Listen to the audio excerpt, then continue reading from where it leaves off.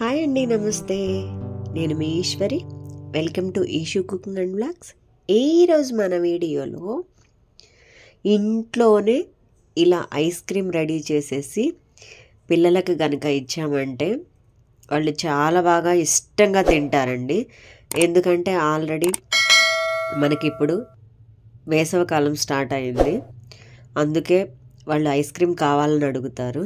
అటువంటప్పుడు మనం ఇంట్లోనే ఈ విధంగా రెడీ చేసి పెట్టామంటే వాళ్ళు చాలా ఇష్టంగా తింటారు. అండ్ మనం ఇంట్లోనే ఈ విధంగా పాలు బెల్లంతో రెడీ చేసి పెట్టామంటే, ఇక్కడ నేను పంచదార యూస్ చేయట్లేదండి.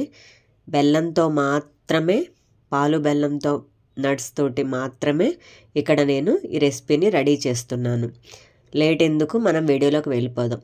ఫస్ట్ ఒక బౌల్ తీసుకొని ఒక పావు కప్పు పాలు యాడ్ చేసేసుకొని దానిలోకి కార్న్ఫ్లోర్ అండి ఒక 2 టేబుల్ స్పూన్లు వేసుకొని లంప్స్ ఏమీ లేకుండా, ఉండలు లేకుండా కలుపుకోండి. ఈ విధంగా కలుపుకొని దాన్ని మనం పక్కన పెట్టేసుకుందాం.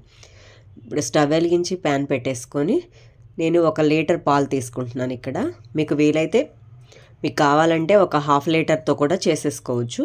నేను కొంచెం క్వాంటిటీ ఎక్కువ చేస్తున్నాను.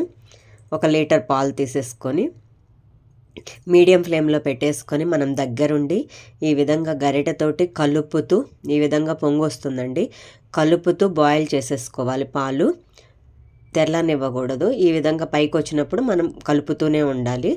అవి కొంచెం సగం అయ్యేంత వరకు ఈ విధంగా కలుపుతూనే ఉండాలి. మీడియం ఫ్లేమ్లో పెట్టేసుకొని ఒక 2-3 పొంగులు వచ్చిన తర్వాత మనం ఇందాక కార్న్ఫ్లోర్ మిశ్రమం కలిపి పెట్టుకున్నాం కదా, అది కూడా యాడ్ చేసేసుకొని మళ్ళీ ఒక 4 to 5 మినిట్స్ బాగా బాయిల్ చేయండి. ఈ విధంగా కొంచెం దగ్గరికి పడుతుంది. దగ్గర పడిన తర్వాత బాగా బాయిల్ చేసిన తర్వాత ఈ విధమైన కన్సిస్టెన్సీ కొంచెం దగ్గర పడే వరకు బాయిల్ చేసిన తర్వాత మనం టర్న్ ఆఫ్ చేసుకొని ఇక్కడ మనం కలుపుతూనే ఉండాలండి. ఈలోపు మనకి పాలు చల్లారుతాయి. మనం ఒక మిక్సీ జార్ తీసుకొని ఇప్పుడు బెల్లం అండి, నేను 1 లీటర్ తీసుకున్నా కదా పాలు, అందుకే 1/2 కప్పు బెల్లం యూస్ చేస్తున్నాను. మీరు ఒక 1/2 కప్పు యూస్ చేసుకుంటే సరిపోతుంది. ఇక్కడ నేను మిల్క్ మేడ్ వాడుతున్నానండి. ఇది 1/2 కప్పు. మీకు వీలైతే మిల్క్ పౌడర్ ఉంటే అది కూడా యూస్ చేయొచ్చు. అది కూడా వేసుకొని బాగా మిక్సీ పట్టేసుకోండి.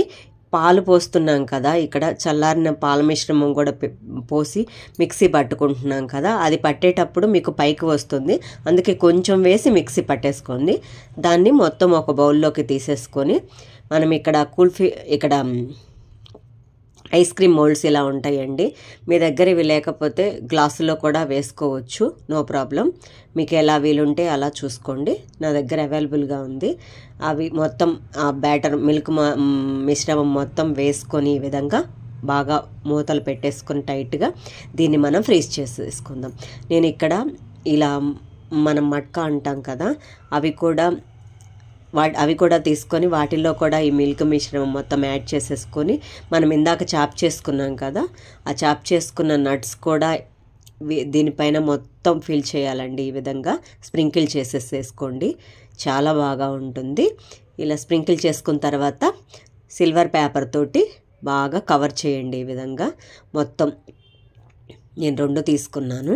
అండ్ అదేవిధంగా ఇక్కడ నేను మట్టితో తయారు చేసిన చిన్న చిన్న గ్లాసులండి, వాటిల్లో కూడా ఈ మిల్క్ మిశ్రమం యాడ్ చేసేసి కొంచెం సన్నగా తరిగిన డ్రై ఫ్రూట్స్ కూడా స్ప్రింకిల్ చేసేసుకొని సిల్వర్ పేపర్ తోటి ఇలా కవర్ చేసేసాను. దీన్ని ఫ్రిడ్జ్లో మనం 8 to 10 అవర్స్ పెట్టండి. ఒకసారి చెక్ చేసుకోండి. నేనైతే ఈవినింగ్ చేశాను, మార్నింగ్ కల్లా రెడీ అయింది.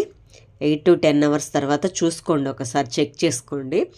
బాగా గట్టిగా వచ్చిందంటే ఓకే, లేకపోతే ఇంకా ఒక 1 hour 2 hours మీ వీలుని బట్టి చూసుకొని పెట్టుకోండి. నేనైతే ఈవినింగ్ చేశాను కదా, మార్నింగ్ కల్లా రెడీ అయింది. చూడండి ఎంత బాగా వచ్చినాయి అంటే.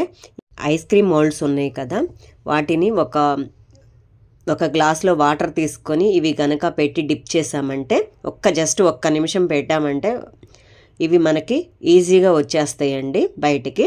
ఇలా తీసుకొని మనం కొంచెం ఐస్ ఇవి ఉంటాయి కదా ట్రే, అవి వేసేసుకొని దానిపైన పెట్టుకున్నామంటే గట్టిగా ఉంటాయి, మనం తినడానికి కూడా బాగుంటుంది, అంటే త్వరగా మెల్ట్ అయిపోకుండా ఉంటుంది. సో అందుకే ఇట్లాంటివి రెడీ చేసుకునేటప్పుడు కనుక వెంటనే ఇలా రెడీ చేసేసుకున్నామంటే మనకి చాలా బాగా ఉంటుందండి. నా రెసిపీస్ కనుక మీకు నచ్చినట్లయితే లైక్ చేయండి, షేర్ చేయండి, సబ్స్క్రైబ్ చేయండి. Thank you for watching.